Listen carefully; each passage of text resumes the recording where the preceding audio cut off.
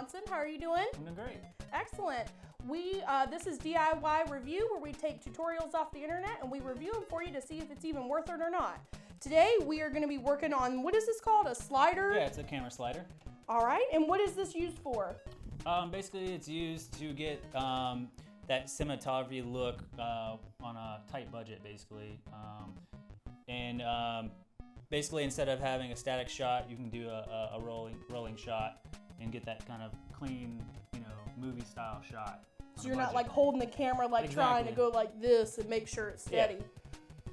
Awesome. Well, why don't you tell us how you built it? Well, I went on YouTube and went to a YouTube channel called Born and Bled Films, and basically this guy had a slider on there, and I kind of just took some of his ideas and incorporated it into my own style slider. And we're gonna go ahead and roll that footage now and show you a little bit about basically how his slider was set up. And yeah, as you can see, it's basically kind of the same concept. His support beam is basically in the same area as mine, and I took pretty much the same idea. Instead of his rolly, his wheels are plastic, and I use metal, basically to have a better stability on it. And he also has legs on his, but I decided not to do that. Yeah, see that his has wheels on the base as well too, so it's almost like a trucker. Yeah. Where you can move it around. And it's the bottom end of it is basically the same with the wheels. These are just metal instead of plastic. Mm-hmm. We have two holes here where you can put screw in different heads for legs if you wanted to have it up off the like ground. up off the ground like this high, or a tabletop. You can have, and a lot of people just put it on the ground to get those real low angle shots, and it works pretty well as well. And then, yeah, so that's.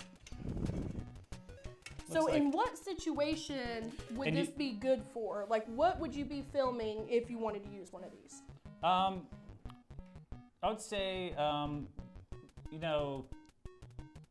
movie shots where you want to have a little bit of movement, but not a whole lot. If you're not following a person, but if someone was walking by down an alley and you wanted to set it up and get a shot, you could like follow him to an extent and then hold it. Well, are you able to tilt the camera at all? Yeah, you can put different heads on it. This one has just a tilt up and down head, but you can also put a head on there where you can actually adjust the leveling, so you don't have to adjust the level on the legs itself. You could adjust it here. And then it's pretty easy to break down. It's only got 4 bolts, one here and here and here and here. There's 2 right here. You can just unscrew those. So if you wanted to make it longer, you can make it as long as you need it to. Yeah, you can buy these rails, 10 feet long if you want, and make a super long one. This one's 4 foot as of right now. Okay.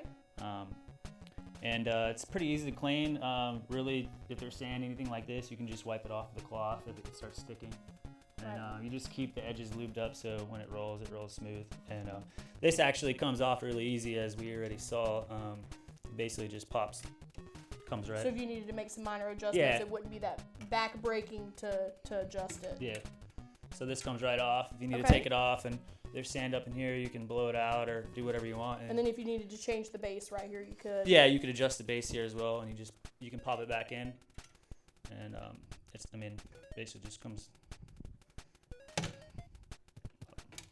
Well, it's supposed to. Let's see. Well, if you were going to grade this tutorial project, what would you give the guy that did the tutorial? I'd say the guy, I would give him a 10 just because I didn't really have to go out on my own and actually find the right sizing. He gives you a list of parts, and all the parts that met basically what I needed. I didn't have to do any cutting, basically just drilled 4 holes and put it together, and that's about it. Right. And I think we're gonna we'll roll some footage of the. That you shot with the slider footage. Yeah. Went to a state park and they have a little island with some trees, and just did some slider shots on the sand. So it was mixed in with some sand on the ground, and it still slid. Really smooth. So there's some footage of the day that I did it. Oh wow, that is very movie quality footage. And that's all. A lot of these sliders, when you get up into the $500 to $600 range, they have motors on them, so it automatically moves instead of you having to do it with your hand. So it is kind of an art form where you have to get it sliding at the right speed. And a lot of practice. Yes. Well, those are beautiful shots. Well, I think overall, I'd give this project an A. Thank you for visiting with us today. And that was DIY Review.